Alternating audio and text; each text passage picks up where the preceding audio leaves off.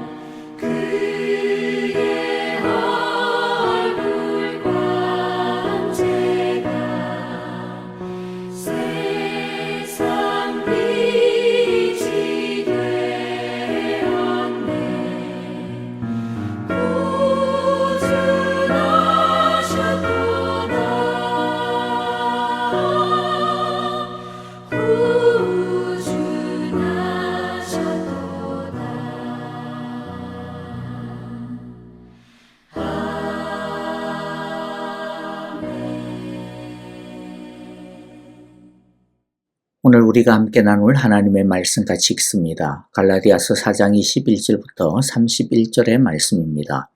한 목소리로 같이 21절부터 읽겠습니다. 율법 아래에 있기를 바라는 사람들이여, 나에게 말해 보십시오. 여러분은 율법이 말하는 것을 듣지 못합니까? 아브라함에게 두 아들이 있었는데 한 사람은 여종에게서 태어나고 한 사람은 종이 아닌 본처에게서 태어났다고 기록되어 있습니다. 여종에게서 난 아들은 육신을 따라 태어나고 본처에게서 난 아들은 약속을 따라 태어났습니다. 이것은 비유로 표현한 것입니다. 그 두 여자는 두 가지 언약을 가리킵니다.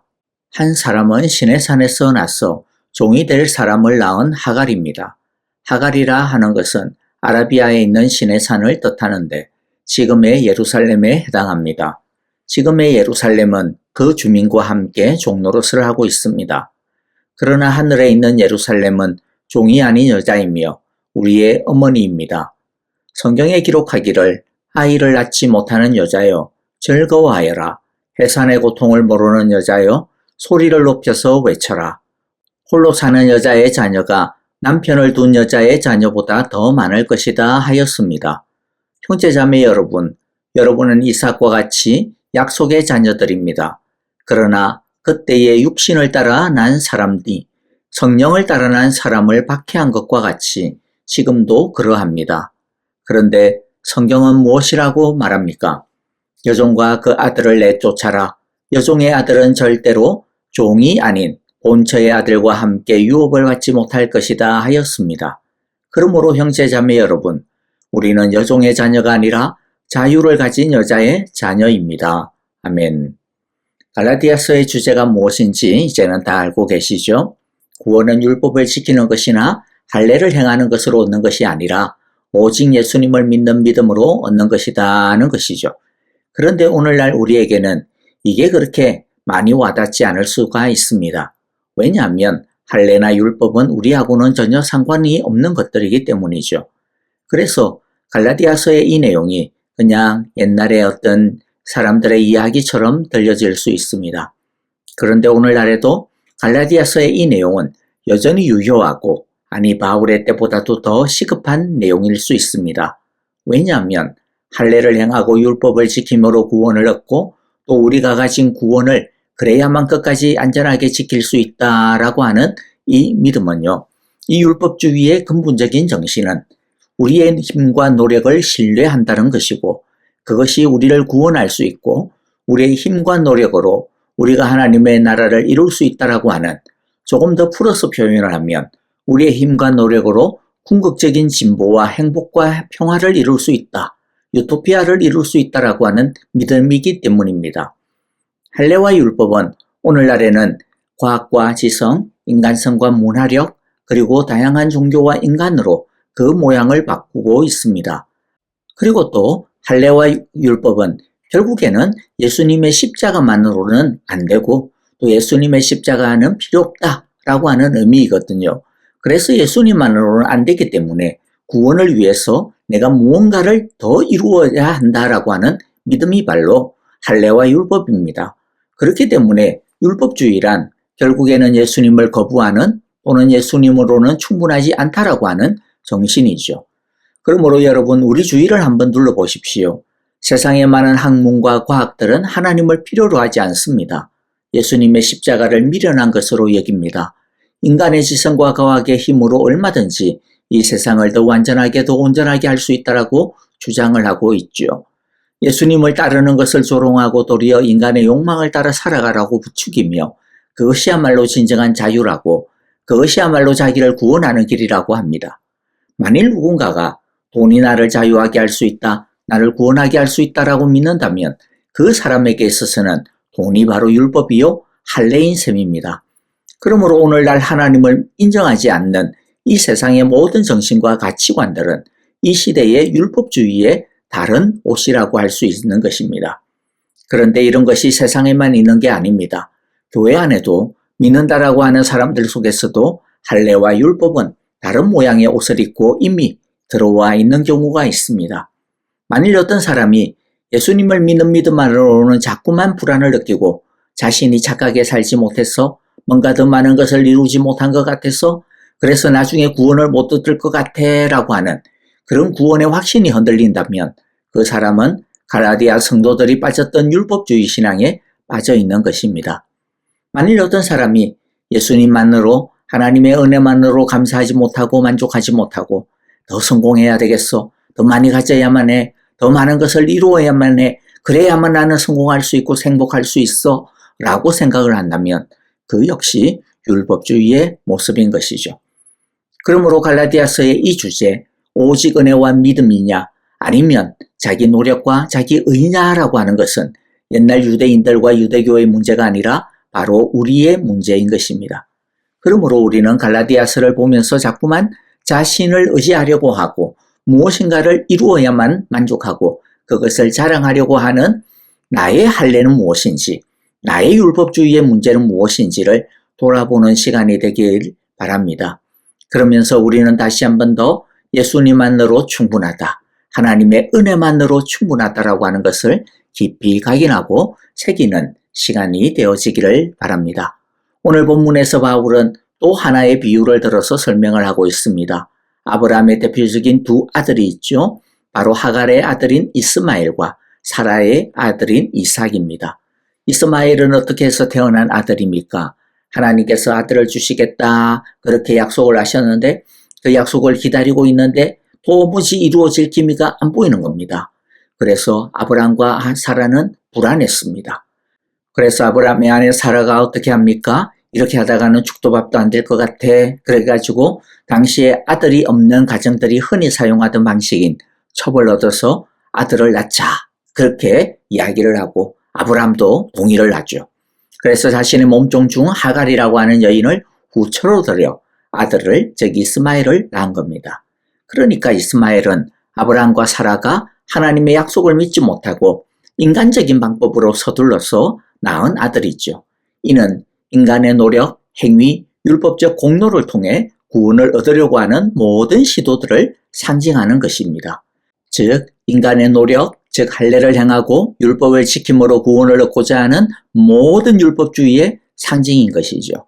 그래서 바울은 이 하갈을 시내산에다가 그리고 지금의 예루살렘으로 표현을 했는데요. 이 말은 이 당시의 유대교라고 하는 의미입니다. 반면 사라의 아들 이삭은 어떻게 태어났습니까? 아브라함의 나이가 99, 사라의 나이가 90이 되어서 인간적인 힘이 하나도 남김없이 다 빠져버렸습니다. 사람의 힘으로는 이제는 절대로 아이를 가질 수 없는 몸이 되었습니다. 그런데 오직 하나님께서 주신 약속을 따라 하나님이 그 태를 열어주셔서 기적적으로 태어난 것입니다.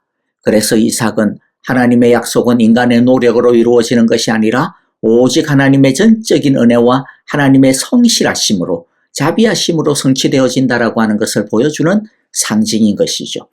인간적으로는 불가능할 때 오직 하나님의 약속과 능력으로 태어난 아들이 바로 이삭입니다. 이는 우리의 행위가 아닌 오직 믿음과 은혜를 통해서만 구원을 얻는 진리를 보여주는 것이죠. 구원은 나의 능력이 아니라 하나님의 약속, 그 약속을 믿는 믿음에 달려있다라는 것입니다.